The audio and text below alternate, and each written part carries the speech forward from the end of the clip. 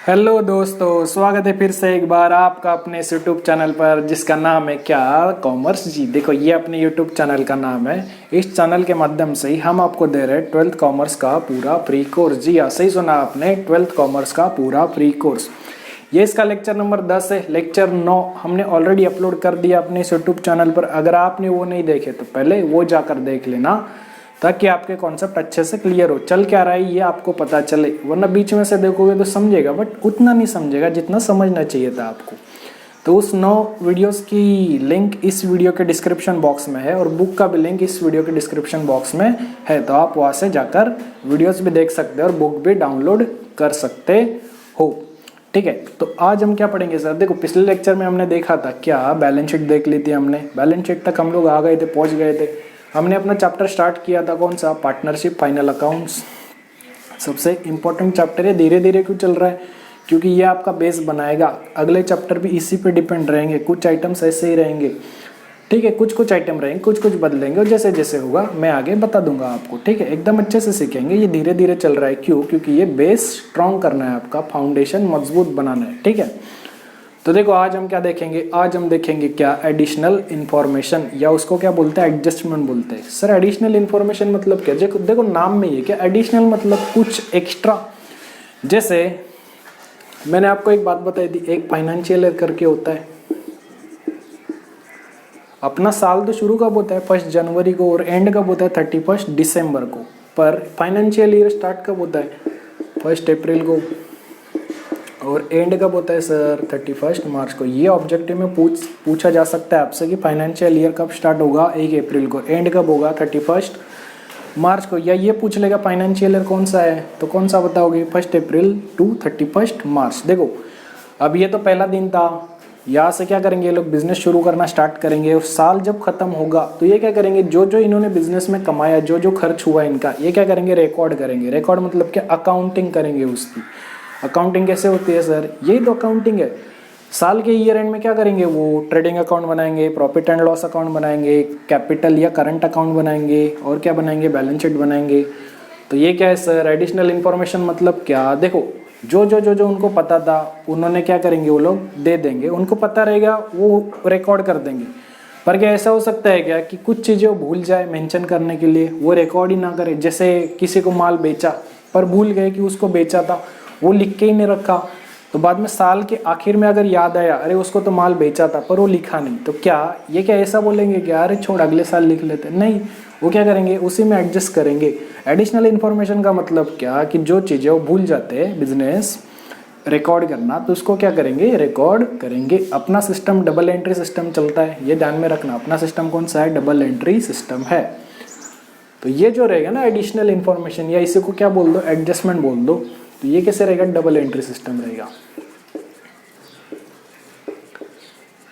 ये भी ध्यान रखना, क्या पता पूछ ले ऑब्जेक्टिव में अपना कौन सा एंट्री सिस्टम है, डबल एंट्री की सिंगल एंट्री। आपने एक चैप्टर सीखा रहेगा ना 11th स्टैंडर्ड में, सिंगल एंट्री सिस्टम। क्या वो सिस्टम अपनी यहाँ चलता है क्या? नहीं चलता सर, वो नहीं चलता। कौन सा चलता है? डबल एंट्री सिस्टम चलता है, ये ध्यान में रखना। ठीक है, अब देखो क्वेश्चन कैसे रहेगा आपको। क्वेश्चन में वो दे देगा ट्रायल बैलेंस क्या है। ट्रायल बैलेंस क्या है? ऐसे 2 हिस्से करके दे देगा। ठीक है, ये बोल देगा डेबिट है, ये रुपीज़, ये बोल देगा डेबिट, ये बोल देगा क्या? क्रेडिट, और ये बोल देगा रुपीज़, या पर्टिकुलर रुपीज़ दे देगा। यहाँ पर डेबिट लिख देगा, यहाँ पर क्रेडिट लिख देगा। तो जो ट्रायल बैलेंस में रहेगा ना, ये देखो ये तो बिजनेस ने रिकॉर्ड कर दिया था, ये भूली नहीं थी बिजनेस, ये तो कर दिया, तो इसका सिंगल इफेक्ट जाएगा। क्यों सर सिंगल इफेक्ट जाएगा? क्योंकि डबल एंट्री सिस्टम वो फॉलो करता आया था तब तक, है ना। उसने जर्नल एंट्री बनाई थी, फिर लेजर पोस्टिंग की। लेजर पोस्टिंग भी कैसा? डबल एंट्री होता है। तो सारा तामझाम कर लिया उसने पहले से। अब यहाँ पर क्या करेगा? ये क्वेश्चन ऐसे रहेगा, पहले तो एक फॉर्मेट दे देगा ट्रायल बैलेंस का, और नीचे बोलेगा एडिशनल इन्फॉर्मेशन है, या एडजस्टमेंट बोल लो। वैसे करके नंबर दे देगा 1 2 3 4 5 6।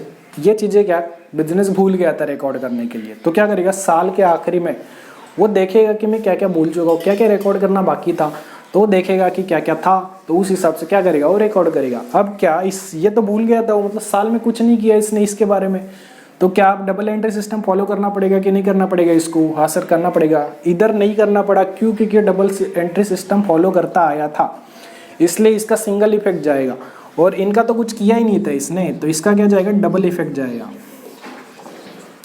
डबल इफेक्ट मतलब क्या, हम लोग दो जगह पर लिखेंगे इनको, और ये जो रहेगा उसको एक जगह लिखेंगे खाली। वो कैसे लिखेंगे, जब सम सॉल्व होगा एडजस्टमेंट के बाद हम लोग सम ही देखने वाले। क्वेश्चन ही अभी स्टार्ट करेंगे हम लोग, फटाफट फटाफट एकदम अच्छे से करेंगे। गाड़ी अपनी स्पीड से चलेगी अब थोड़ी, पर समझते हुए चलेंगे, ठीक है। तो ये समझा रहेगा, ये लिख लो, ये बहुत इंपॉर्टेंट है। क्या कि ये दिख रहा है क्या, दिख रहा है। देखो इसका सिंगल इफेक्ट मतलब एक ही बार लिखेंगे, यहाँ पर जो आइटम दिया रहेगा वो एक ही बार लिखेंगे, और यहाँ पर जो आइटम दिए रहेंगे वो दो बार लिखेंगे। वो कैसे लिखेंगे, जब सम सॉल्व होगा तब देखेंगे हम लोग।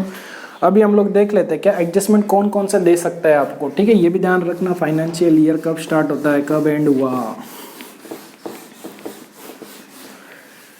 एडजस्टमेंट के मैं दो पार्ट डालूंगा, क्योंकि एक ही बार डाल दी तो इतने सारे एडजस्टमेंट देख के कहीं आप घबरा ना जाओ, आप डीमोटिवेट ना हो जाओ, इसलिए इसके दो पार्ट आएंगे। आप क्या करना, दोनों एक साथ मत देखना, पहले एक पार्ट देख लेना, फिर 2-3 घंटे का गैप डालना बीच में, उसको अच्छे से पढ़ लेना वो 2-3 घंटे में कि ये क्या था, और समझ आ जाएगा आपको कि क्या था। हम लोग समझ के ही करेंगे, और दूसरा पार्ट 2-3 घंटे के बाद देखना था कि आपको ज़्यादा लोड ना आए सर पर, क्योंकि एक ही बार हम लोग कुछ चीज़ें देखते हैं तो घबरा जाते हैं, इसलिए थोड़ा थोड़ा करके देखो। अब ये रटना तो पड़ेगा आपको। देखो कुछ चीज़ें होती है रटने के लिए, कुछ समझने के लिए, ये समझो भी और रटो भी। सिर्फ समझने से काम नहीं चलेगा, ये रटना भी पड़ेगा थोड़ा थोड़ा आपको, थोड़ा थोड़ा, ज़्यादा नहीं। अगर समझ लिया तो रटना उतना नहीं पड़ेगा, ठीक है। तो ये चीज़ें आपको थोड़ी सी रटनी पड़ेंगी बस। देखो अब एडजस्टमेंट क्या क्या होता है, सबसे पहले क्या,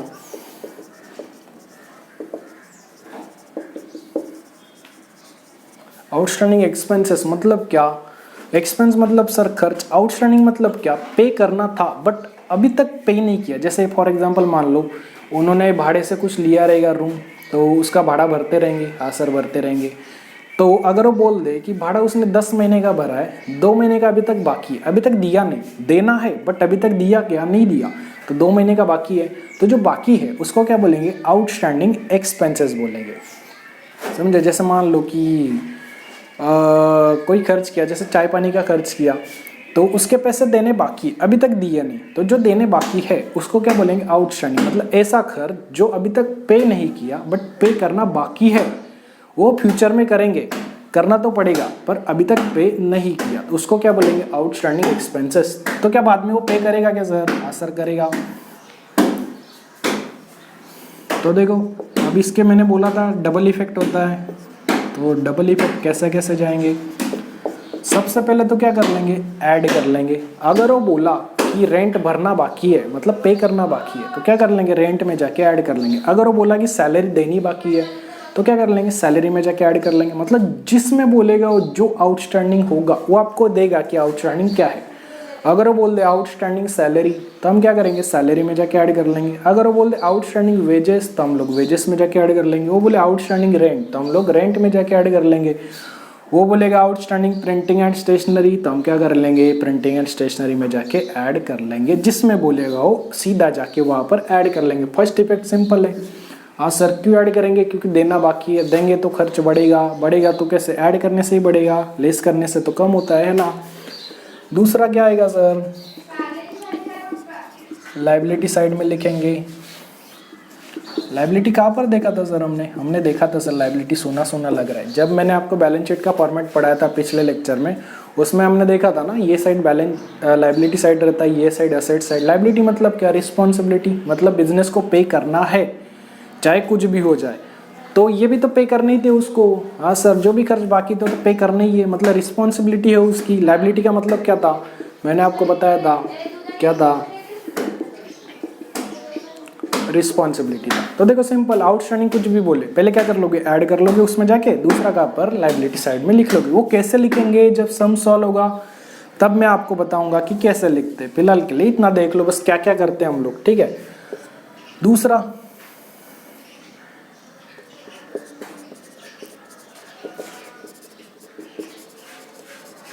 देखो प्रीपेड एक्सपेंसेस मतलब क्या,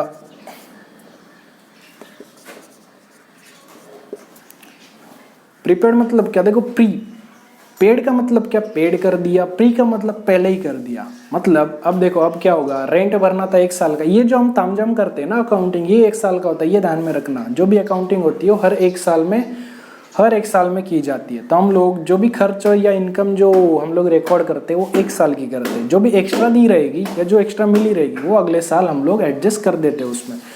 प्रीपेड का मतलब क्या, ऑलरेडी एडवांस में पे कर दिया। जैसे मैंने बोला रेंट, पिछले इसमें क्या था, रेंट 10 महीने का भरा था, 2 महीने का बाकी था। पर क्या ऐसा हो सकता है क्या कि 15 महीने का दे दिया उसको, पर साल तो सर एक ही 12 महीने का रहता है, मतलब 3 महीने का हमने एक्स्ट्रा दिया उसको। हाँ सर, तो क्या इस साल में वो मेंशन करेंगे कि अगले साल में मेंशन करेंगे? सर अगले साल में मेंशन करेंगे, अगले साल का भाड़ा है तो उसको क्या बोलेंगे, प्रीपेड एक्सपेंसेस जो ऑलरेडी दे दिया। अब ऑलरेडी दे दिया मतलब वो कम करेंगे हम लोग क्योंकि वो अगले साल में लेके जाएंगे। तो इसका फर्स्ट इफेक्ट क्या रहेगा,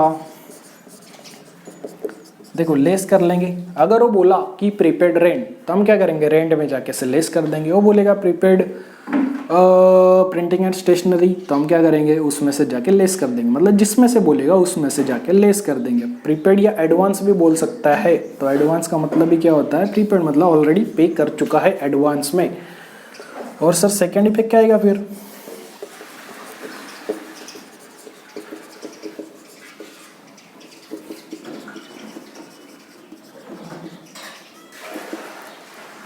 ठीक है, यहाँ पर ऑफ कर लेना liability side of balance sheet. देखो अब सेकेंड इफेक्ट असेट में क्यों सर, क्योंकि अपने पैसे उसके पास पड़े, मतलब वो कहीं ना कहीं अपनी प्रॉपर्टी है। जब तक वो महीने खत्म ना हो जाए तब तक वो अपनी प्रॉपर्टी रहेंगे। अपने ही पैसे रहेंगे कि नहीं रहेंगे सर, असेट मतलब क्या था, अपनी प्रॉपर्टी थी।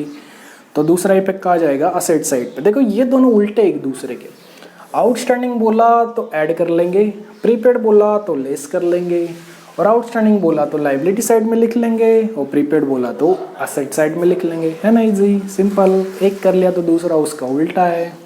हाँ सर, देखो ये हो गया, ये लिख लो, वीडियो पॉज करके लिख लो, ठीक है। अपन दो आराम से लिखते हैं।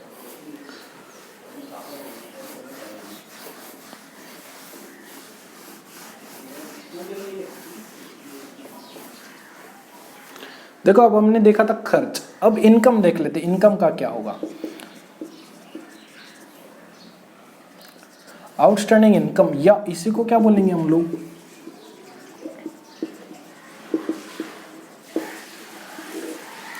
Income receivable. अब पीछे क्या था, खर्च तो था बट अभी तक पे नहीं किया था, पे करना था बट किया नहीं था। अब इनकम में कैसा होगा, हमको इनकम मिलनी तो है बट अभी तक मिली नहीं है, फ्यूचर में मिलेगी पर अभी तक मिली नहीं। आउटस्टैंडिंग का मतलब क्या, आउटस्टैंडिंग अगर खर्च बोला तो पे तो करना था बट पे नहीं किया अभी तक।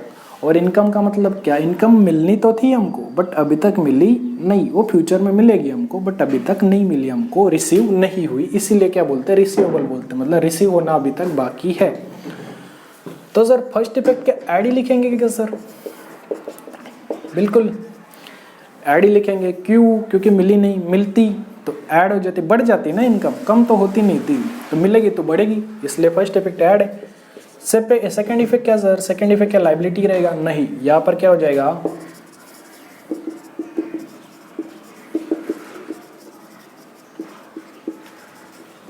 अब सर असेट में क्यों सर, देखो जैसे आउटस्टैंडिंग एक्सपेंस में क्या था, वो पे करना तो था, मतलब बिजनेस का रिस्पॉन्सिबिलिटी था कि वो पे करना है उसको चाहे जो हो जाए। बट ये असेट में ये अपनी प्रॉपर्टी कैसे, देखो इनकम मिलनी तो थी बट अभी तक मिली नहीं, पर मिलनी तो है, मतलब कहीं ना कहीं वो अपने ही पैसे है। हाँ सर अपने ही पैसे मतलब अपनी प्रॉपर्टी है वो। हाँ सर अपनी प्रॉपर्टी, अपनी प्रॉपर्टी मतलब क्या, असेट, असेट मतलब क्या, बिजनेस का खुद का क्या है। तो पैसे बिजनेस के ही थे, मिलने मतलब बिजनेस को मिलने मतलब बिजनेस का ही होगा कहीं ना कहीं। तो सेकंड इफेक्ट क्या जाएगा, असेट साइड पे जाएगा, ठीक है। फिर क्या,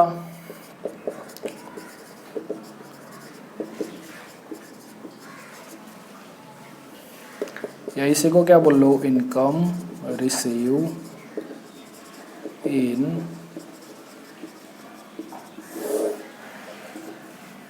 देखो पीछे क्या था, प्री पेड, पेड मतलब पे, पेड कर दिया, प्री मतलब पहले ही कर दिया। अब यह क्या था, रिसीव, रिसीव मतलब मिल गया, प्री मतलब पहले, मतलब पहले ही मिल गया।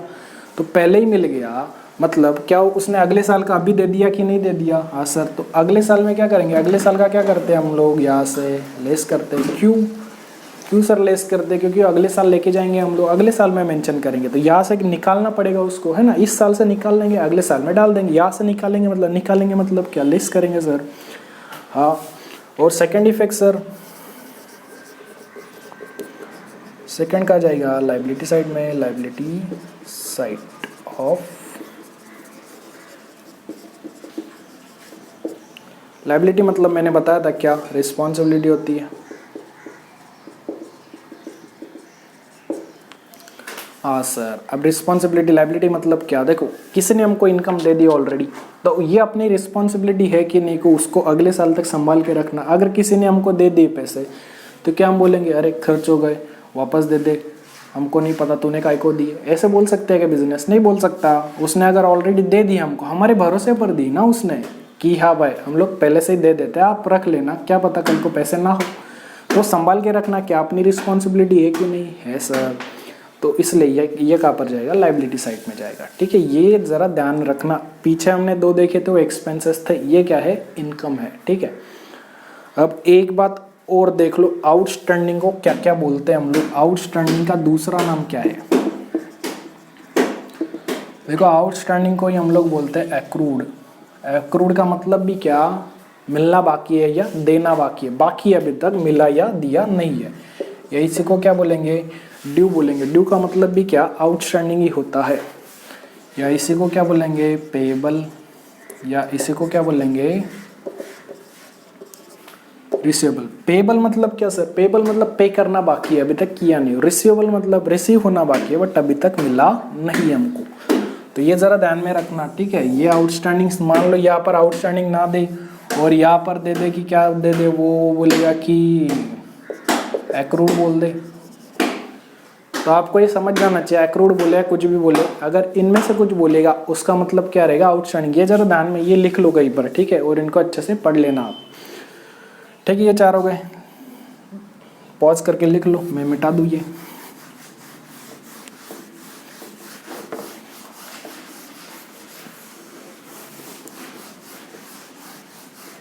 तो चार एडजस्टमेंट हमने देख ली, outstanding expense, prepaid expense, outstanding income और प्री रिसीव इनकम। अब देखो, अब हम देखेंगे क्या,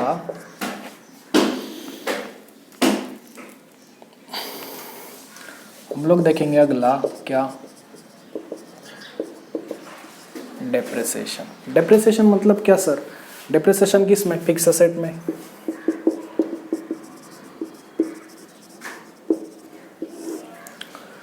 ठीक है, डेप्रिसिएशन मतलब क्या कि असेट की वैल्यू कम हो जाना। जैसे मान लो कि उसने मशीन खरीद के लाया और मशीन लाई उसने कितने की, 1 लाख की लाई, 1 लाख की मशीन खरीद ली उसने, और वो मशीन कितने साल चलेगी, 10 साल चलेगी। हाँ सर चलेगी, बट अपन तो अकाउंटिंग ईयर 1 साल का ही बनाते हैं, तो क्या हमको ये 1 साल का ही मेंशन करना पड़ेगा कि नहीं करना पड़ेगा। असेट मतलब क्या, प्रॉपर्टी।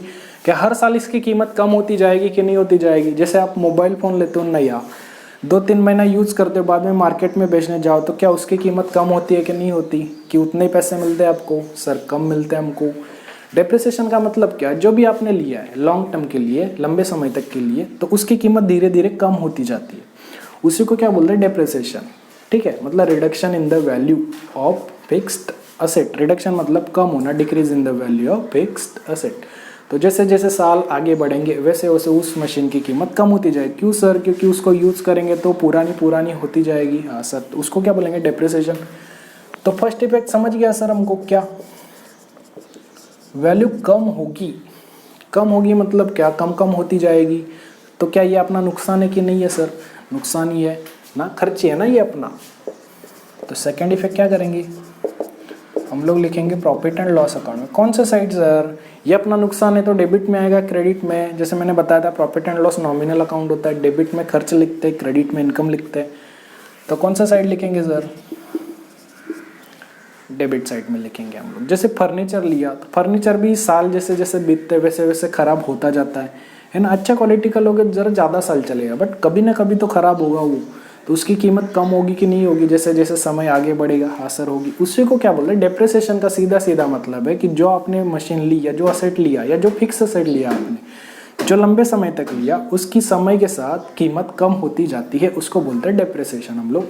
कम होती जाती है मतलब क्या, लेस। अब किस में से लेस सर, वो बोलेगा प्लांट एंड मशीनरी का डेप्रिसिएशन है तो प्लांट एंड मशीनरी में से लेस कर लेंगे। वो बोलेगा फर्नीचर का है तो फर्नीचर में से, वो बोलेगा बिल्डिंग का है डिप्रिसिएशन, तो बिल्डिंग में से लेस कर लेंगे, जिसमें से बोलेगा उसमें से सीधे सीधे लेस कर लेंगे। और दूसरा इफेक्ट कहाँ जाएगा सर, दूसरा इफेक्ट लिखेंगे कहाँ पर, प्रॉफिट एंड लॉस अकाउंट में। कौन से साइड सर, डेबिट साइड। क्यों, क्योंकि ये अपना खर्ची है, एक तरह से देखा जाए तो लॉस मतलब खर्ची, और debit all expenses and losses बोलता है, इसलिए कहाँ पर लिखा, डेबिट साइड में लिखा। ठीक है, फिर सर फिर क्या, देखो एक बैड डेट्स होता है और एक सातवीं एडजस्टमेंट आती है रिजर्व फॉर बैड डेट। दोनों की इफेक्ट एक ही है, इसलिए मैं एक ही बार में बता दे रहा हूँ। ये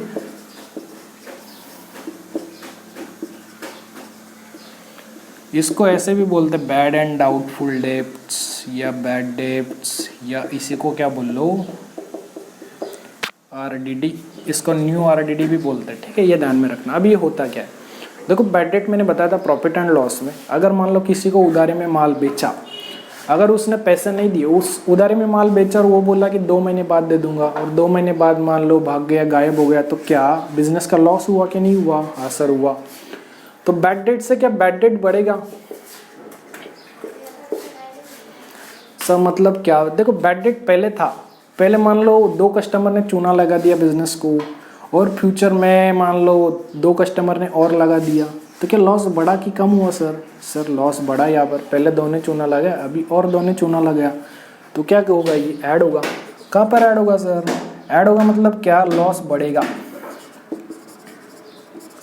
लॉस बढ़ेगा मतलब लॉस में जाके ऐड करेंगे, मतलब जहाँ बैड डेट लिखा होगा उसमें जाके क्या कर लेंगे, ऐड कर लेंगे हम लोग। और अगर ये भी बोला ना reserve for bad and doubtful date RDD, ये भी क्या कर लेंगे, रिजर्व मतलब क्या, अगर मान लो ऐसा लगता है कि 4 लोगों ने तो धोखा दे दिया, क्या पता आगे 4 लोग और धोखा दे दे, तो उसके पैसे थोड़े थोड़े थोड़े थोड़े कंपनी क्या करेगी, थोड़े थोड़े साइड में करके रखेगी। अगर मान लो उन्होंने पैसे नहीं दिए, तो कल को हमको पैसे की ज़रूरत पड़ी तो हम क्या करेंगे, इसलिए क्या करेंगे, वो लोग शुरू से पैसा जमा करना शुरू कर देंगे थोड़ा थोड़ा करके, ताकि कल को मान लो वो पैसे ना दे पाए तो ज़्यादा फटका ना बैठे बिजनेस को, ज़्यादा हानि ना हो।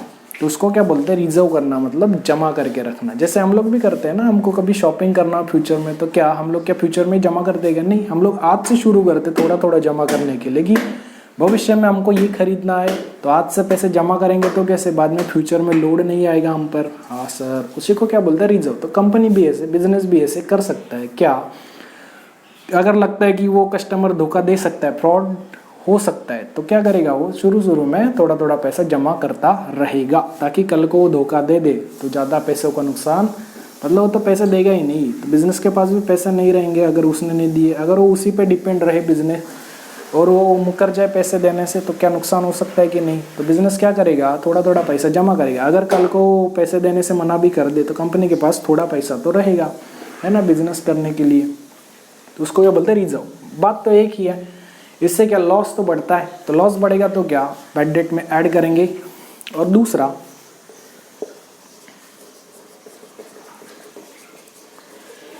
लेस करेंगे कहाँ से, डेटर से। देखो डेटर मैंने बताया था, क्या बताया था, जैसे देखो 3 पार्टनर थे, ये 3 पार्टनर थे ना, इनका बिजनेस था। अब कोई कस्टमर आया, बोला कि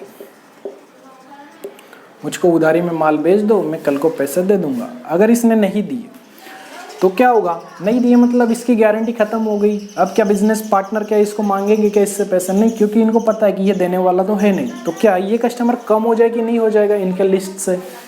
इनकी जो लिस्ट रहेगी कस्टमर्स लोगों की, कि इन कस्टमर से पैसे लेने बाकी है, तो क्या कल को 2 कस्टमर देने से मना कर दे, तो क्या ये 2 उस लिस्ट में से 2 का नाम काट देगा कि नहीं, क्योंकि इनको तो पता है ये तो देने वाला है नहीं, तो काहे को इनके पीछे दिमाग माथा फोड़ी करे, तो नाम काट देगा उनका। काट देगा मतलब जो डेटर्स होते हैं ना, मैंने आपको ये भी बताया था कि कस्टमर्स को ही क्या बोलते हैं हम लोग, डेटर्स बोलते हैं। तो डेटर क्या कम हो जाएंगे कि नहीं हो जाएंगे इनके लिस्ट से, असर हो जाएंगे, इसलिए लेस करेंगे कहाँ से, डेटर में से।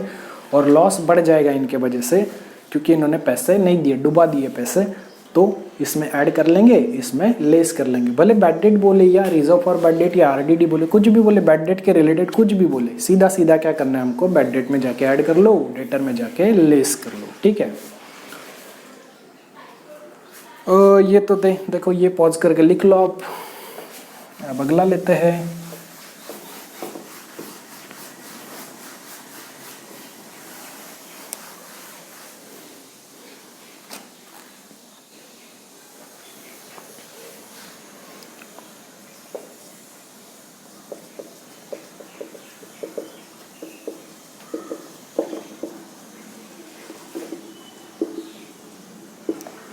देखो ये दोनों एक साथ देख लेते हैं हम लोग। Provision for discount on debtors और provision for discount on creditors.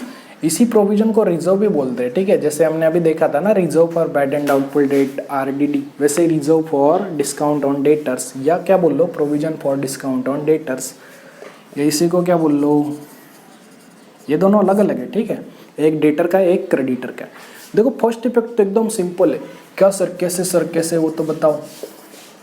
देखो इनका फर्स्ट इफेक्ट, सबसे पहले तो करेंगे लेस। किस में से सर? डेटर्स में से। और ये किस में से सर? क्रेडिटर्स में। क्यों सर? क्योंकि ये डेटर का था, ये क्रेडिट। लेस क्यों किया सर? क्योंकि डिस्काउंट लिखा है। देखो